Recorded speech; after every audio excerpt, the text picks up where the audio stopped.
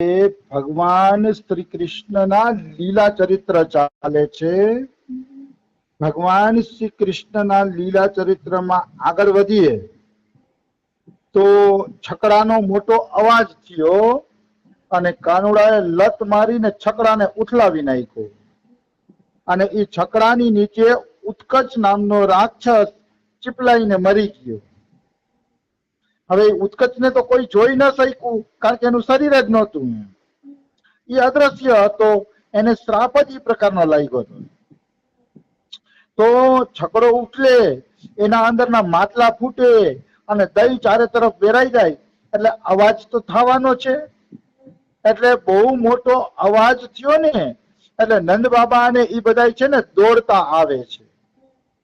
દોડીને આવીને પહોંચી ગયા અને જોયું તો છકડો ઉલટો થઈ ગયો છે ને ઓહો ચારે તરફ મતલબ દહીં ઢોરાયેલું છે, વેરાયેલું છે. અને એ બધું જોઈ અને નંદ બાબા કહે કે આ કેવી રીતે થયું? આવડો મોટો છકડો કારણ વગર કેવી રીતે ઉથલી ગયો? શું થયું?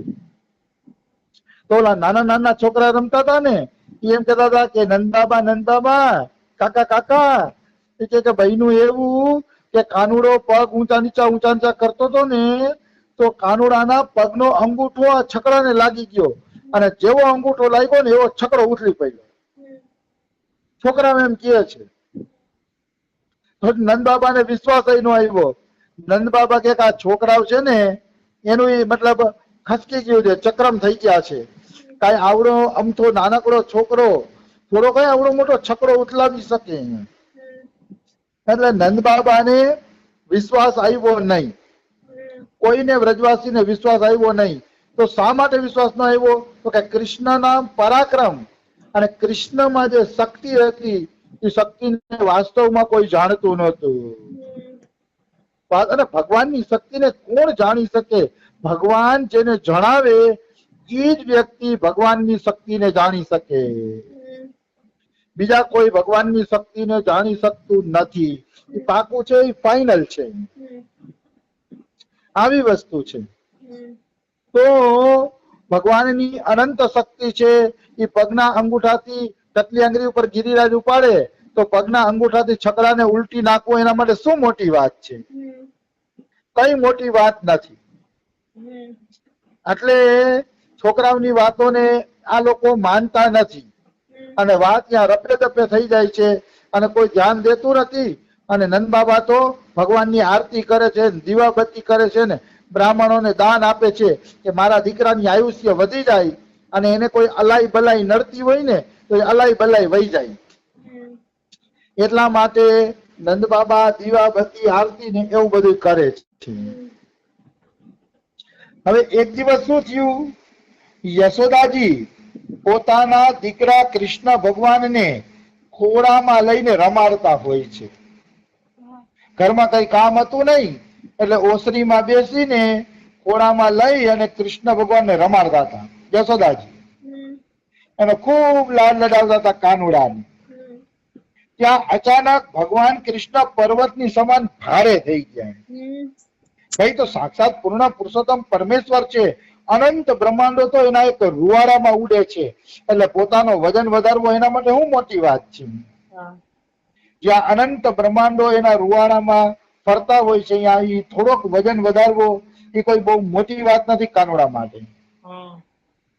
તો પર્વતની સમાન ભગવાન શ્રી કૃષ્ણ ભારે થઈ ગયા અને જશોદા માટે એટલા ભારે થયા ને કે જશોદા એને ખોડામાં પણ બેસાડી ના શક્યા, નીચે મૂકી દેવા પડ્યા. એટલા ભારે થઈ ગયા.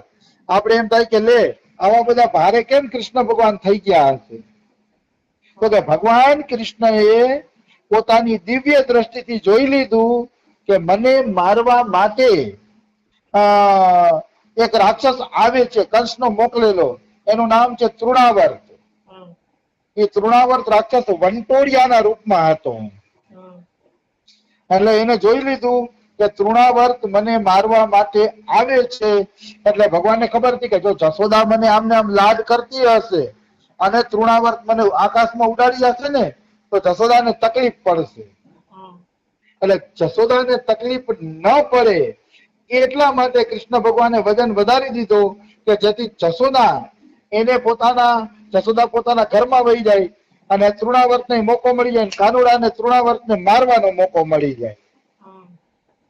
આવી વસ્તુ છે.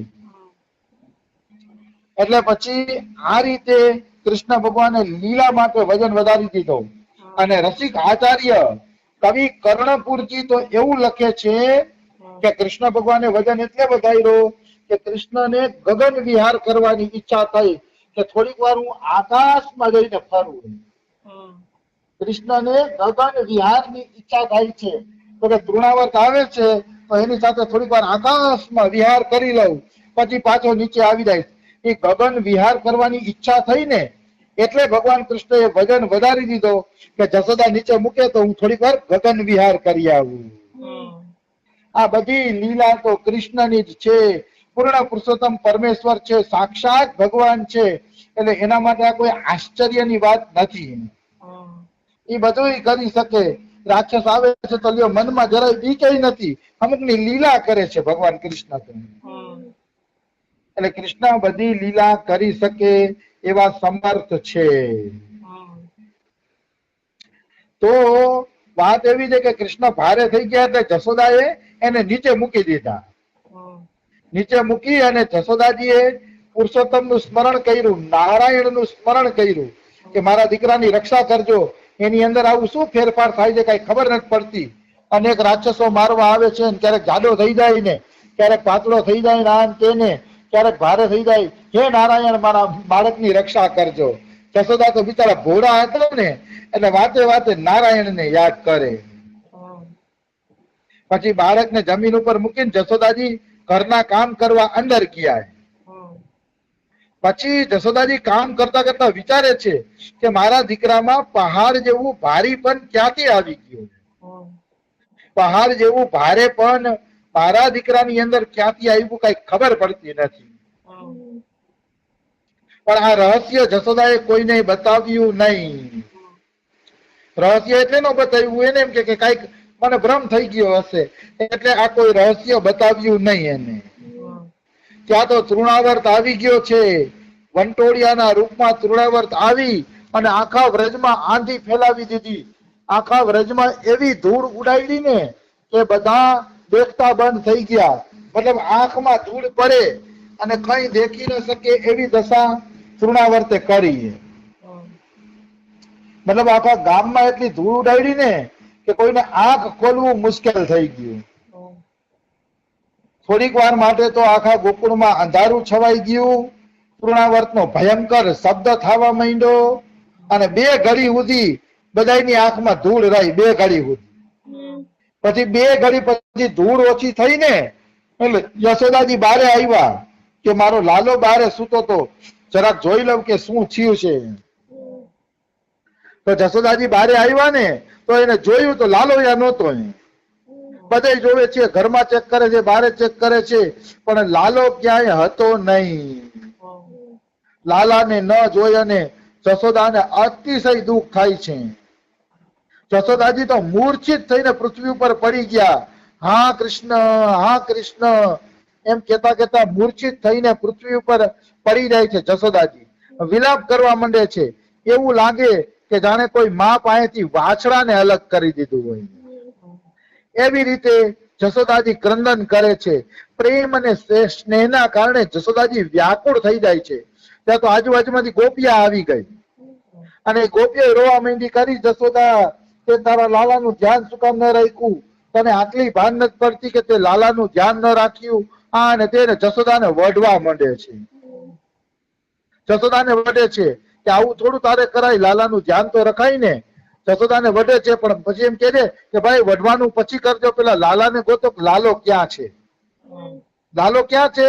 તો કે લાલો તો આકાશમાં ગગન વિહાર કરે છે તૃણાવર્ત હારે. અહીંયા ગર્ગ સંહિતામાં લખ્યું છે કે તૃણાવર્ત એને આકાશમાં 1,00,000 યોજન ઉપર લઈ ગયો હતો. 1,00,000 યોજન એટલે તો બહુ મોટો પલ્લો થયો. મારા ખ્યાલ પ્રમાણે 10 લાખ કિલોમીટર જેવું થાય. 10 લાખ કિલોમીટર ઉપર. કારણ કે કાનુડાને ગગન વિહાર કરવો હતો ને એટલે બધે ઊંચે વયો ગયો કાનુડો. 1,00,000 યોજન લઈ જાય છે ઉપર કૃષ્ણ ભગવાનને, ત્યારે કૃષ્ણ ભગવાન તૃણાવર્તના ખંભા ઉપર હોય છે. મનમોહક ઝાંકી, તૃણાવર્તના ખંભા ઉપર 5-7 દીના 10 દીના કૃષ્ણ ભગવાન બેઠા છે, હાથ પગ હલાવે છે, અને ડર તો જરાય છે નહીં મનની અંદર. અને એને કૃષ્ણ ભગવાન ગગન વિહાર કરે છે. અચાનક કૃષ્ણ ભગવાન એમ થયું ભાઈ હવે ગગન વિહાર ઘણો થઈ ગયો, હવે આ રાક્ષસને ઠેકાણે પાડવો જોઈએ. એટલે તરત જ એને પોતાના શરીરને સુમેરુ પર્વત જેવો ભારે બનાવી દીધો. તો સુમેરુ પર્વત જેવા ભારે થઈ ગયા.